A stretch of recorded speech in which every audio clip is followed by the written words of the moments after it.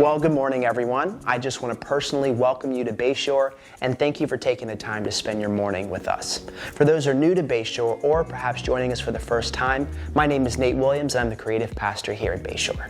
Our mission is to be a church that connects to God, connects to people, and serves our community. We've created a culture where anyone can belong before they believe and desire to create a home of faith for anyone who does not have one.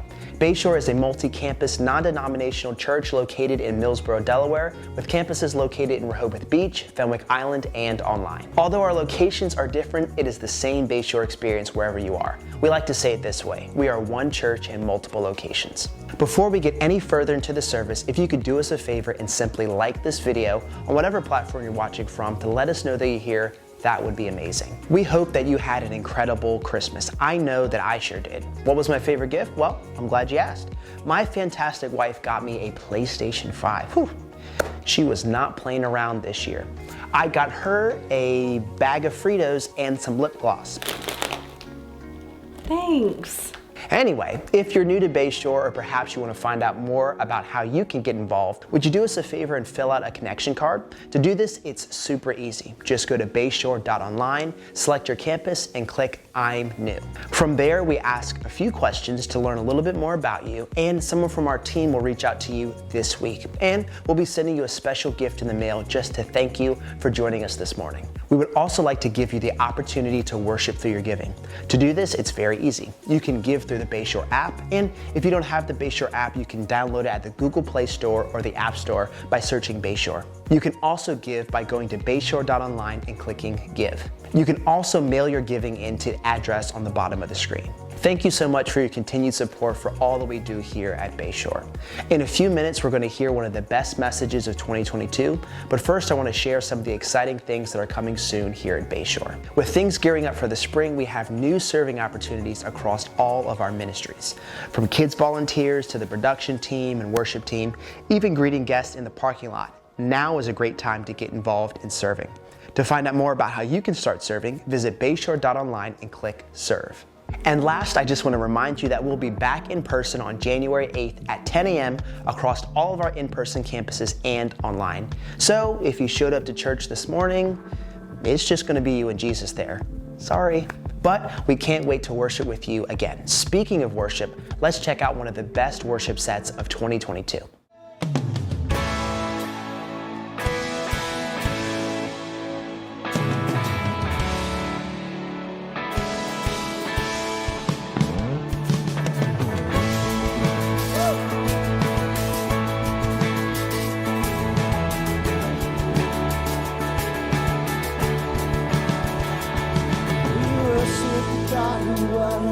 We worship the God who is. We worship the God who evermore will be. He opened the prison doors. He parted the raging sea. Our God, He holds the victory. Come on, church. There's joy in the house of the Lord. There's joy in the house of the Lord today. And we won't be quiet. Shout out your praise. There's joy in the house of the Lord. Our God is surely in this place. We won't be quiet. Shout out your praise.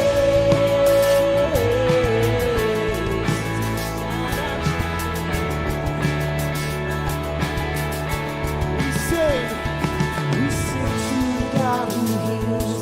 We sing to the God who saves. We sing to the God who always makes a way. Amen. He hung upon that cross and He rose upon that grave. Our God still rolling stones away. There's joy in the house of the Lord. There's joy in the house of the Lord today. And we won't be quiet. We shout out your praise. There's joy in the house of the Lord. Our God is surely in this place. And we won't be quiet. We shout out your praise. Let's give it up for Him this morning, church. We were the beggars. Now we're royalty.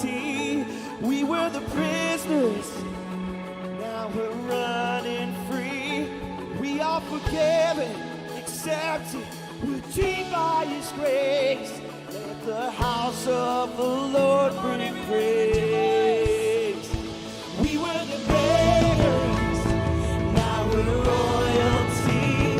We were the prisoners, now we're running free. We are forgiven, accepted, redeemed by His grace. Let the house of the Lord sing praise. Come on! There's joy in the house of the Lord. There's joy in the house of the Lord today. And we won't be quiet. We shout out your praise. Joy in the house of the Lord. Our God is showing His grace. And we won't be quiet. We shout out your praise. There's joy in the house of the Lord. There's joy in the house of the Lord today. And we won't be quiet. We shout out your praise. There's joy in the house of the Lord. Our God is showing His grace. And we won't be quiet. We shout out your praise. Royalty. We shout out your praise. Now we're running free. We are forgiven, accepted, redeemed by His grace. Let the house of the Lord sing praise. We were the beggars, now we're royalty. We were the prisoners, now we're running free. We are forgiven, accepted, redeemed by His grace. Let the house of the Lord sing praise.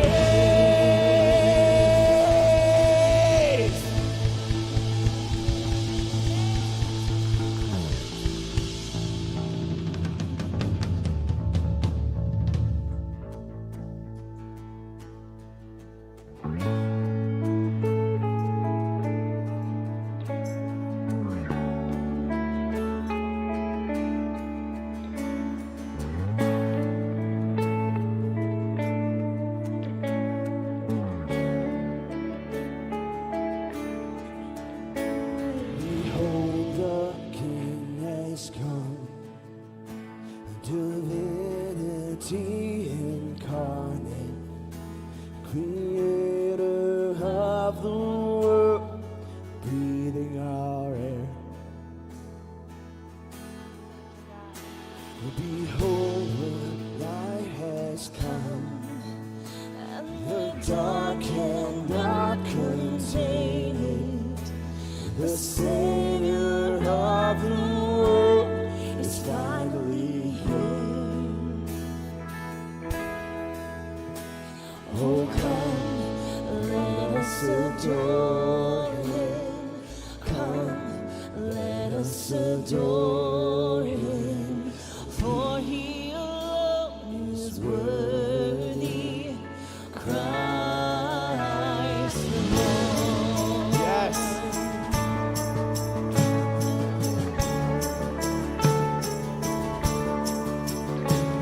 Behold the Father's love beyond all comprehension.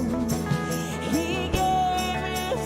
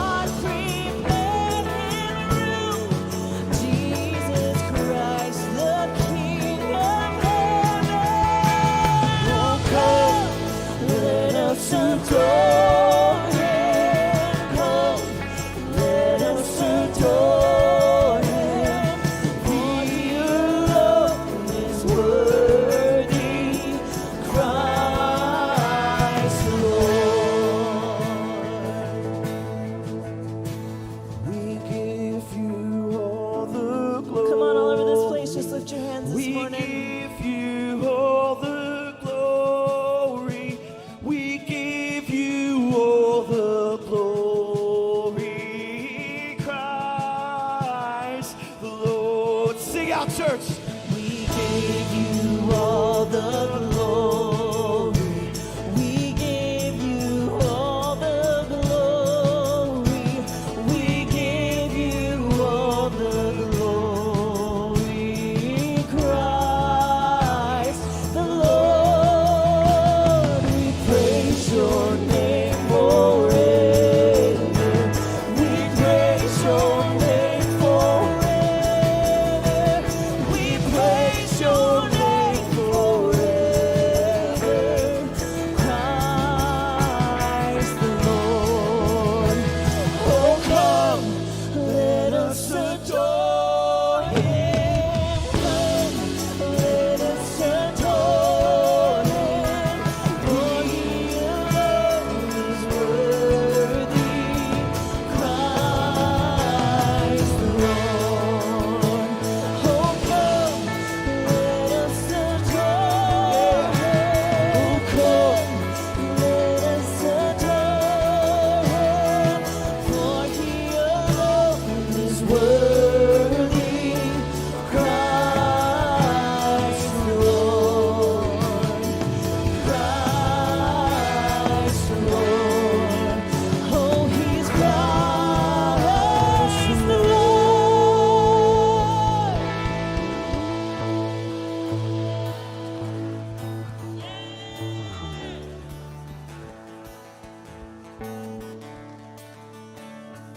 Alone in my sorrow and dead in my sin,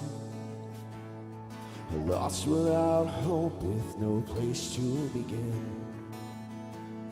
Your love made a way, let mercy come in.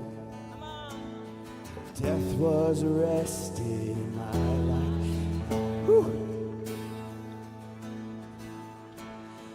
Ash was redeemed, only beauty remains. My orphan heart was given a name. My mourning grew quiet, my feet rose to dance. When death was arrested and my life began. Oh, your grace so free washes over me. You have made me new, now life begins with you.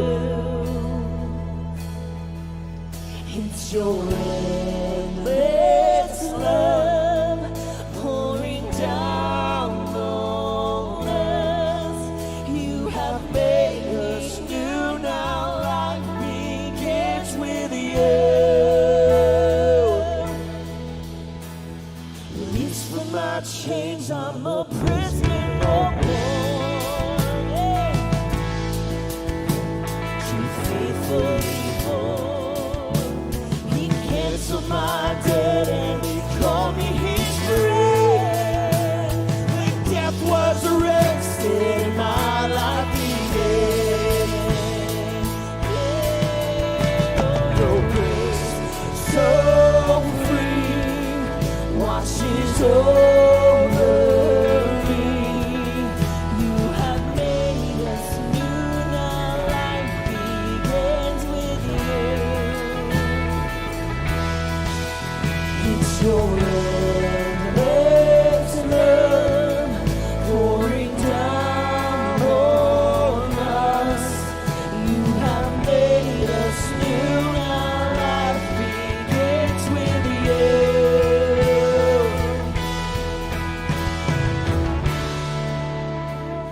Savior displayed on a criminal's cross. Darkness rejoiced as though heaven had lost. But then Jesus arose with our freedom in hand. That's when death was arrested and my life began. Oh, your grace so free washes over me. You have made us new, now life begins with you.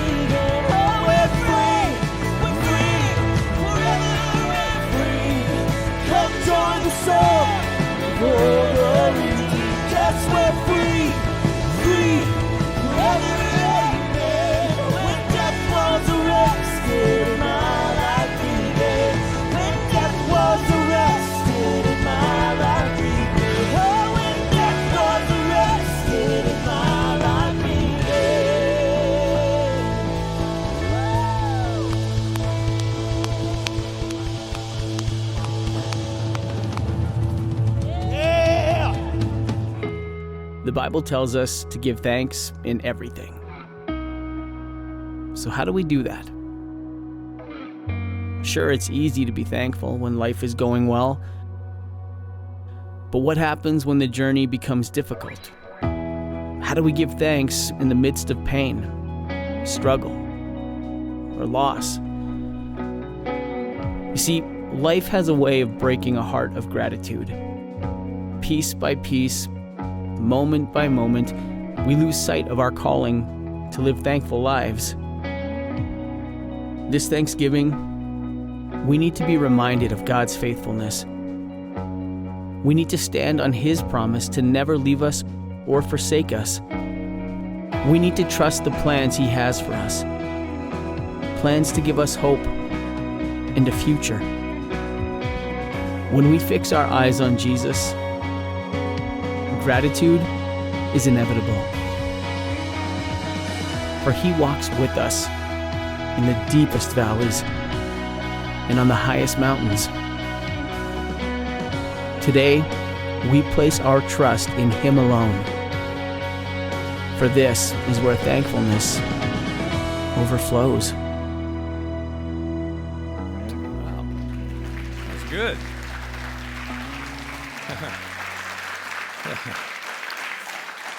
Yeah, very good, very good. I wasn't sure what that was going to be when you said a video to introduce me, but I like that. So true. I was telling Dave, there's only 5 states that I've not been to visit through my life in the U.S., and so Delaware was one of the 5. And I'm so pleased at how beautiful the state is. He took me on, went to the beach and had some great seafood, and of course, now I'm from Pensacola. I'm used to good seafood, but this was also right up there. So I'm a big fan of Delaware now. But let me just get right into it and tell you about how it began with me, my real journey. In 1978 was frankly a very tough year. My family, we were always an outgoing family. We loved to travel and vacation. Growing up, born and raised in Pensacola, Florida, this beautiful, beautiful beach community on the very northwest part of the state. But on this particular trip, we were out west in Idaho on a whitewater rafting trip.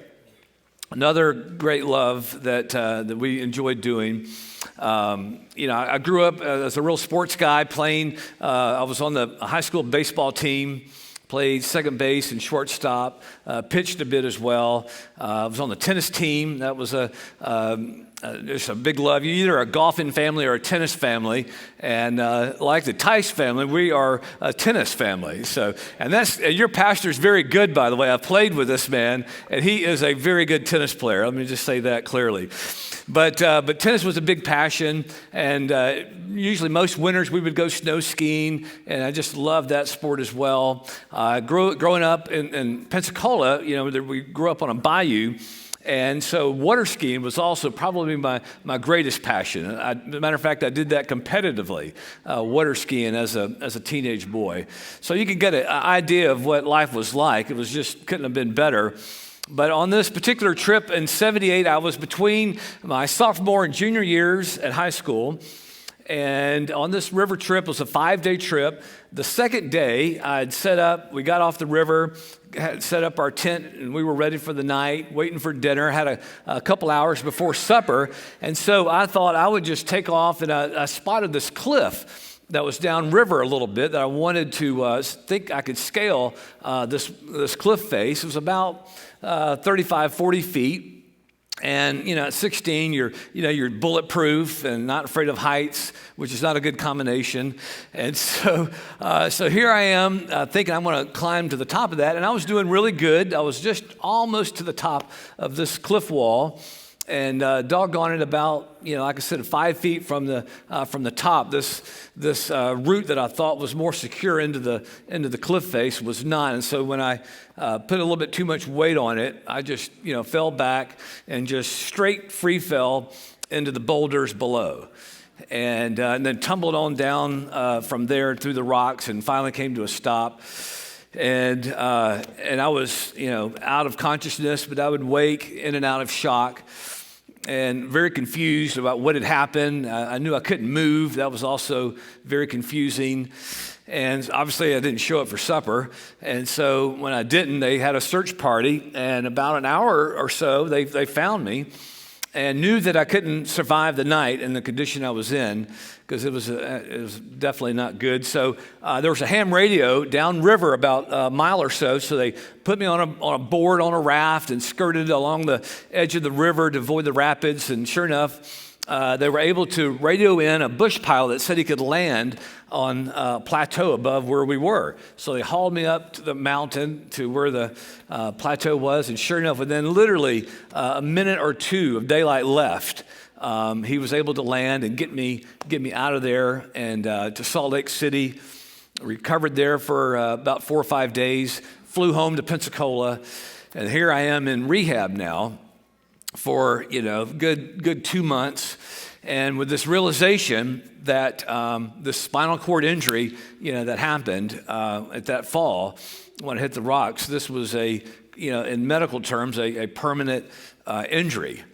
And so and just to me that meant life was over as in that state of my life, because just the idea that I could never do sports again, just really anything that, for that matter, it seemed like it was just a bitter, dark time. I was, angry at God, even though I had an experience at 8 years old at a good Baptist church that we went to, and I knew it was a decision I made for Jesus at that young age, and it was real, but there was no life in my relationship with the Lord. I just went through the motions of going to church, but my life was all involved with sports, and so. But I was just, like I said, I was in a bitter, angry state, wondering, of course, why God, and going through all those dark emotions, and started to go down that bitter road. And but my grandmother went to a Spirit-filled church there in Pensacola, and when her pastor came and prayed with me, there was such a presence, a spirit behind him, a power that was there. I didn't know what it was. All I knew was that I needed what he had. And so I told my mother, I said, when I get out of rehab, I want to go to Grandma's church. And so that's what happened. And when I started going there, it was a very wild scene, very different from a Baptist church. It was very, strange, but I knew there was life there, there was joy there, and it's everything that I needed. I didn't know I necessarily needed it so much as I did, but a friend gave me a bunch of scriptures. He said, David, I want you to start, take these scriptures. I just want you to just dive into them, just start confessing them, meditating, and these were strange concepts to me. But I decided I would do it. And as I just began to get in his word really for the first time in my life, and just those seeds that Jesus said that his words are, they're seeds, which, obviously they grow in the right environment as you just nurture them and confess them. And so that's what I was doing. And I'm just telling you guys, I just began like a spiritual rocket. I was just growing so much spiritually. As in my junior year at high school, I was a homebound. But when I went back to my high school as a senior, I was a different person. I mean, I was literally on fire for the Lord, just transformed from the inside out. This life was just exploding. Joy and love was just all such a massive force in me, really, for the first time ever. And people couldn't really understand, look at David, he's adjusted to that so well. But it was so much more than that. It was just the vitality and the relationship of what it meant to be a believer now for the first time was so real to me. And it was just an amazing time. And so, I began to think that I could, start doing things a little bit more active. The rehab had a pool table, and we had a pool table in our basement. And I always enjoyed that, and as well as ping pong. And I got, the rehab, I was able to shoot pool again really well. And then I could play table tennis, really good again. Actually even started to get better. So I started playing competitively in table tennis, believe it or not. and got nationally ranked, beating my able-bodied buddies on ping pong, and they would hate it. They could not believe that this guy in a wheelchair could beat them on a ping pong table. And so, but I, of course, loved it. And my cousin would go out skiing. He would come back, and this was actually years later, and he would say, David, he said, I've seen these monoskis out in Colorado, and there's a picture of me out there in Colorado, and that's a monoski. That's my beautiful wife Beverly. So I learned to ski again on this rig right there that you see there. It's just I'm balanced on one ski, and I've got these little outrigger poles. And let me tell you, this was a perseverance test to learn to ski again on this one ski, because it's a tough balancing act. I would literally fall every 30, 40 feet on that thing. And it just was a perseverance test, but I just kept after it. Year after year, I'd get a little better, a little better. That was in 93 when I first learned, and now I'm all over the Black Diamond, moguls, trees, you name it. I'm just loving it. It's one of my favorite things in the world to do again is our little annual ski trip. So, but again, it's a perseverance test, and cycling became a passion. Really, more than anything now is I'm all about the bike. I'm working full time, so I can only do it mostly on weekends. But I just love this hand cycle. It's a 3-wheel bike. There we are up in Alberta, Canada. That's in Banff. If you can recognize that, I call it the Castle in the Rockies, and that was just a great trip up there. And so anyway, I just get so much good exercise on that 3-wheel bike. And as a matter of fact, in 2015, I biked 5,000 miles that year. That's getting after it. That's 100 miles a week, just about on average. And so that's great exercise. And I'm able to, keep up with able-bodied cycling. My cycle buddies, I belong to a West Florida Wheelman Club, back home. And so it's just, just a great passion of mine that I enjoy doing that so much. And my wife and I, we go on missions trips now. We just went to, that's a trip right there in Peru, helping to build some homes outside of Lima, Peru, and just being around those kids. They're just so, just amazing. It changes you, as you've heard so much, a missions trip to go on, as it does the impact that you're having in that community. So, but yeah, it's just been an amazing life. And these things that I'm doing nowadays, skiing or playing tennis or biking, everything. I tell people, that competitive drive that I had before the accident, it never went away. It's still there. And the things that I do now, it's all the same. I just do it from a different position.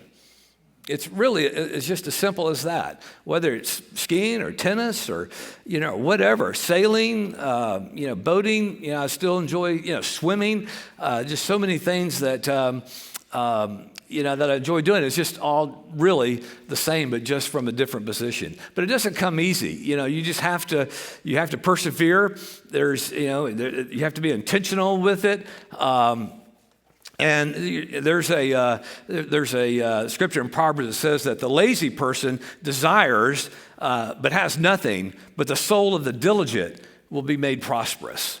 And so it just literally takes, diligence, it takes desire. And a little example of this, of desire, a few years back, I had a pressure sore of all things.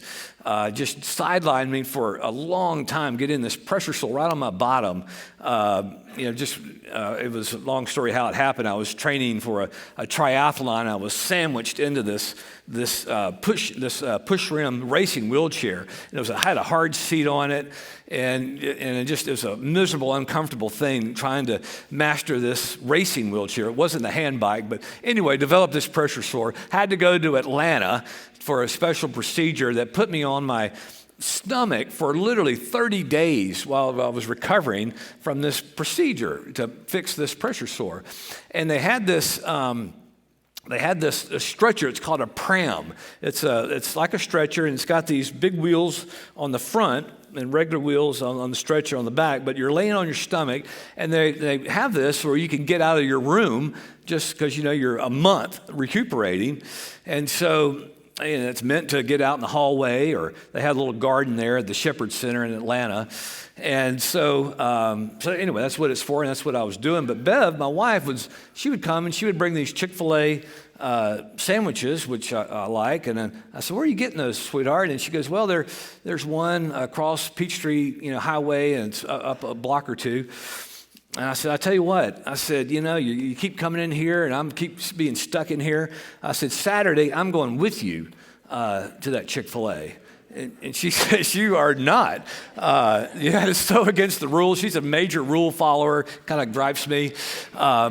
And so she's going to get in so much trouble. Don't even think about that. I said, "Well, I am thinking about it, and I'll tell you what," and that's what's going to happen. Saturday, I just planned this out. I had that desire brewing I was telling you about. I'm diligent trying to think how my escape is going to work. And so sure enough, they had this tunnel in Shepherd Center that connects you to the Piedmont Hospital. And I said, "No one knows me over at the Piedmont. I'll go through the tunnel, and I'll go out that door, cross Peachtree, and get to that Chick-fil-A." And so she's not happy with me. So anyway, that's exactly what happened. And so I crossed the street. Here I am crossing the street, and these people are thinking that some mental patient has escaped. It's just a crazy sight. And I'm going, it's uphill now, going up to this Chick-fil-A, and finally get up there. And she goes, "Well, what are you going to do now? You're not going to fit through the door in that thing." I said, "Baby, I'm going through the drive-through." There I am in the drive-through. Yeah. And that guy there, I'm making my order, and so that guy in the truck in front of me just is looking back gooseneck and cannot believe what he's seeing in his rearview mirror. There's a vehicle behind me that can't believe what they're seeing. And so, and there I get up there. You can't see it, but there's about 3 employees inside the window looking at me, and I put a little sign there that said, "Thank you, Dr. Simon," a little note to the doctor that did the procedure. I thought he'd get a real kick out of that. And so, but anyway, so that's what happens when you mix diligence, desire, perseverance all together. That gets you into a Chick-fil-A line, doesn't it? Oh, goodness. But let me just tell you, I don't want to just leave you with just motivation or inspiration, because that's really, I found motivation to be, quite fleeting. It's very temporary. And, inspiration is good only so far. It'll get you started on something, but diligence and discipline will keep you going. And if there's one thing I want to try to instill in you, is that we don't need really any more inspiration and motivation per se, but what we really need is to focus in on that word discipline, because that's what, like I said, it keeps us in the race. It keeps us moving forward in the midst of adversity, challenges, circumstances, whatever. A disciplined life keeps us moving, keeps us going, and it's exactly what we need. I'm thinking, a couple of little definitions of discipline that's consistent. It's what makes discipline what it is. It's that habitual habit. You go after it, day after day. Discipline is habitual. It's intentional. And so we have to, get rid of our excuses. Frankly, they just stink. And we all have them. We all have, some weirdness in our background, or tragedy, hurt, circumstances, health. There's a myriad of excuses that we could come up with, and we just have to get rid of them all, because they're just discipline killers. The other thing that's earmark of discipline is that, I mentioned earlier, it's the trait of just keep going. There's a good word that you see often in the New Testament. It's a word continue.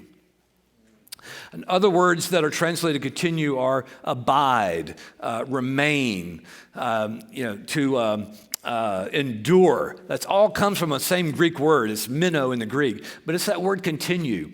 And a good example would be, we've all heard of John 8:32, "You shall know the truth, and the truth shall make you free." Well, the verse before that, we're not so familiar with. It's verse 31, and it says, "If you continue in my word, Then are you my disciples, and you will know the truth, and the truth will make you free. But that's verse 31 is the key to the freedom, in 32. And so that's that word continue right there. Another great verse in James. It talks about if we look into the perfect law of liberty, God's word, and we continue in it, it says, not being a forgetful hearer, but a doer of the work, we will be blessed in what we do. So that's that word again. Once again, that word continue. I think of that word in John 15, if you abide in me, or that's also continue, remain. If you abide in me and my words abide in you, you'll ask whatever you desire and it will be given to you. And therein is my Father glorified, that you bear much fruit, and then you'll be my disciples. And that word disciple, by the way, literally means a disciplined one. It's what the word means, is be his disciple. We're disciplined believers, and one that continues into learning. That's another good word for disciple. And so it just, we just have to endure through life's, whatever obstacles it throws at us. I'll tell you, speaking of endurance and persevering through adversity, there's a challenge that I did just recently. I told you I love to bike, and my friend invited me out to this Colorado event called Ride the Rockies. Now, remember, I live in Florida. We don't have no mountains in Florida. And so Ride the Rockies is a 6-day trip. And every day you're climbing major mountain passes: Independence Pass, Loveland Pass, Hoosier Pass. These are major, iconic climbs for able-bodied cyclists, much less someone trying to, go up a mountain with their arm power on a hand cycle. And I just was trying to fathom how this was going to happen. But anyway, I love a challenge, but this was going to be probably one of the biggest I've done, this 6-day trip in this past June. And so there's this ultra marathoner guy. He's a former Navy SEAL. David Coggins is his name. He runs, when I say ultra marathon, he had a quote that says, when you think you are done, you're only 40% of what your body is capable of doing. And that's just the limit we put on ourselves. So just think about that. When we want to quit, and physical things, for sure, we're only at 40% of what the body can really achieve, because the mind wants to be comfortable. It wants, an easy way out. And so, but anyway, so this, my wife said, she, likes biking, but she said, sweetheart, I don't want any part of the Rockies for 6 days.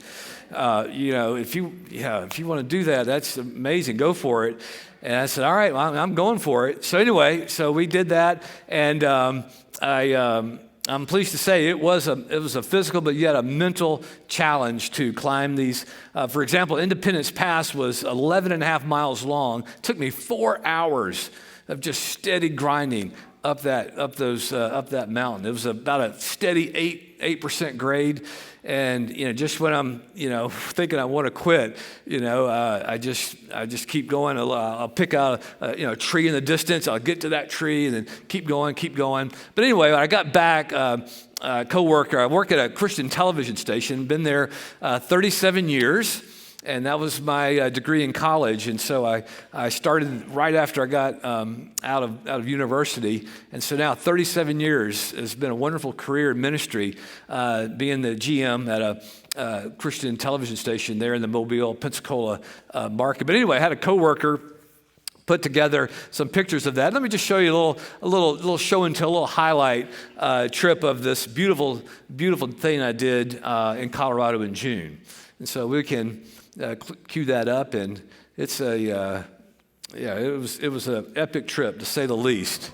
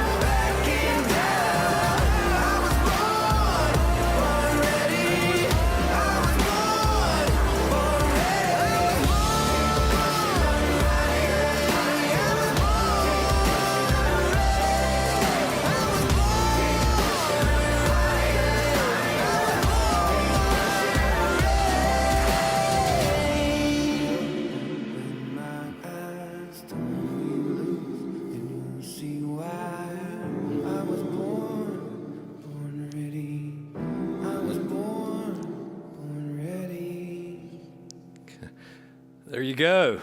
There you go. That was good. Yeah. All right. Thank you for indulging me on the little show and tell. But it was an epic trip and something that I'll never forget. You know, just climbing those passes was quite memorable. But it took, like I said, a lot of perseverance to get through that. You know, the word perseverance. We talk about. I just want to read this. It's such a good thing because Jesus said in John or in Matthew 24, it says, "But the person who endures to the end, what shall be saved?" And so that word endures. Listen to this, because it's not did you notice that the one who endures to the end? It's not like it's a given, right? He says the one who endures to the end will be saved. And that word endures, I know we know what it means, but in the Greek it expands to this: to hold one's ground in conflict, to bear up against adversity, to hold out under stress, stand firm, persevere under pressure, wait calmly and courageously. It is not passive resignation to fate and mere patience, but the active, energetic resistance to defeat that allows calm and brave endurance. And that's what we have on the inside of us, because we have the Spirit of Christ inside of us, and He's all about endurance. Of course, He for the joy that it was set before Him, He endured the cross, and that's what it talks about right before that. It says, "Let us run, with endurance and perseverance this race that is set before us, looking unto Jesus, the author and the finisher of our faith." And so that is inside of us. We have, His joy, that fruit of the Spirit that's we talk about in Galatians, the love, the joy, the peace, the long suffering. All of those forces are in you. And they're there to help you overcome and persevere through the unimaginable adversity. And whatever life can throw at you, there's no temptation that's common that we can't overcome, through His strength, His grace that is in us. But we have to be strong in that grace. Timothy, Paul told Timothy, it just doesn't come passively. It takes intentionality for us to do that. There's another little example. I'll share this story as I close. I mentioned swimming. I swam, before my accident. Of course, I love to swim afterward. It's, again, just from a different position, but the position is my legs are dangling through the water, so I'm going through the water like that. I'm pretty slow, but I'm like a turtle, I'm sure.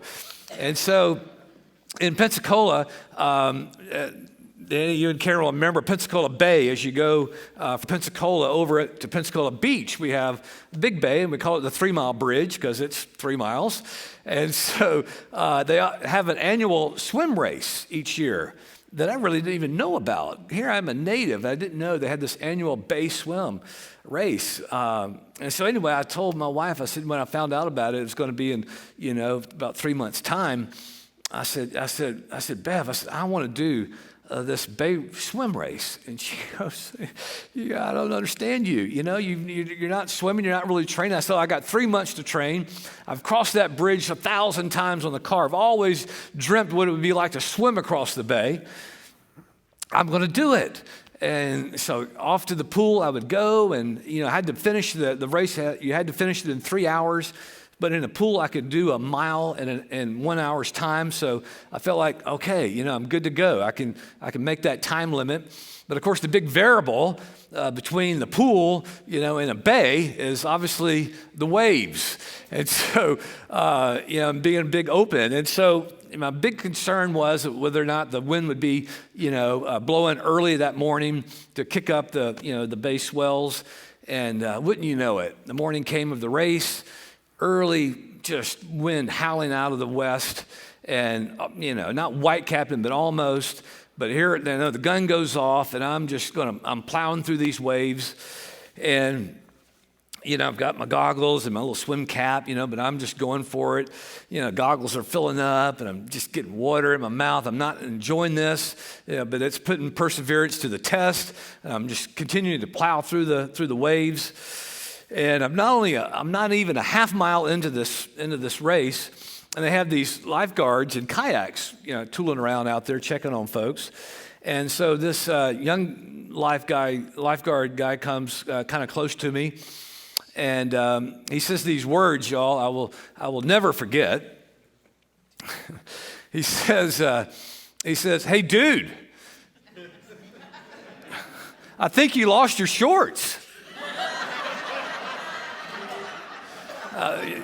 Guys, I'm not kidding you. I look down and they're gone. I'm gone. I mean, the waves just stripped them right off my body.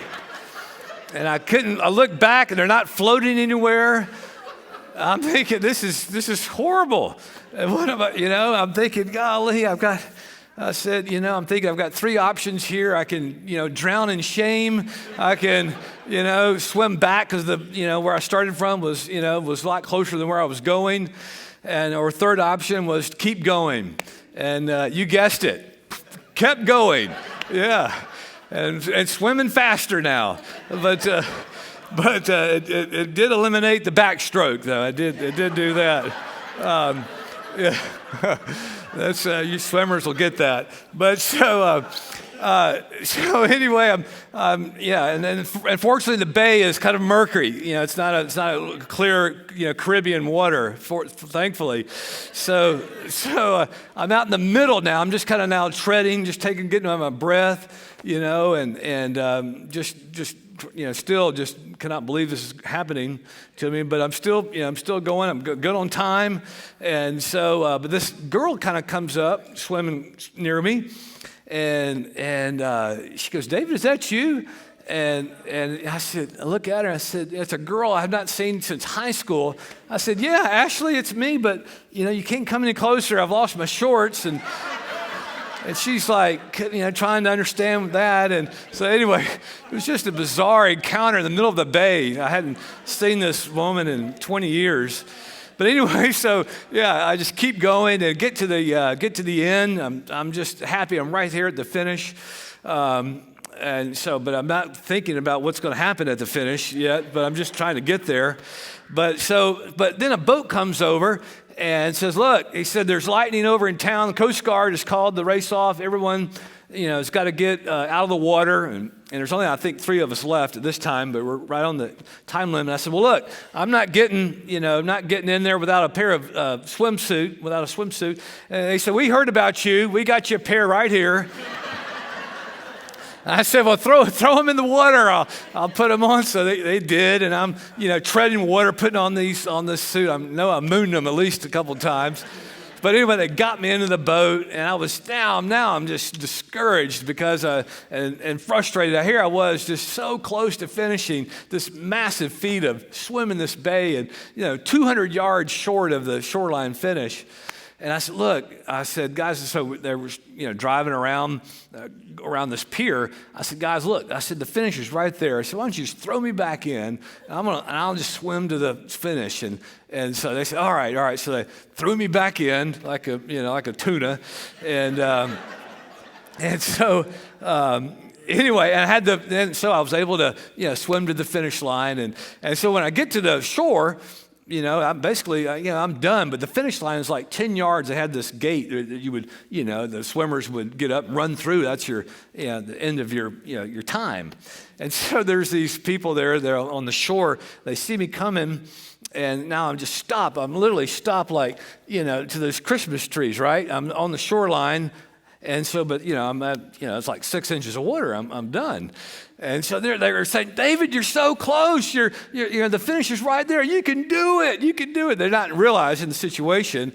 And so then a couple of friends come and pick me up, and we run through there. And now they understood what had happened, what was going on. That I wasn't going to run through the finish. But anyway, that was just a funny aside. But I'm telling the story at the hotel pool where we were that. What had happened to me.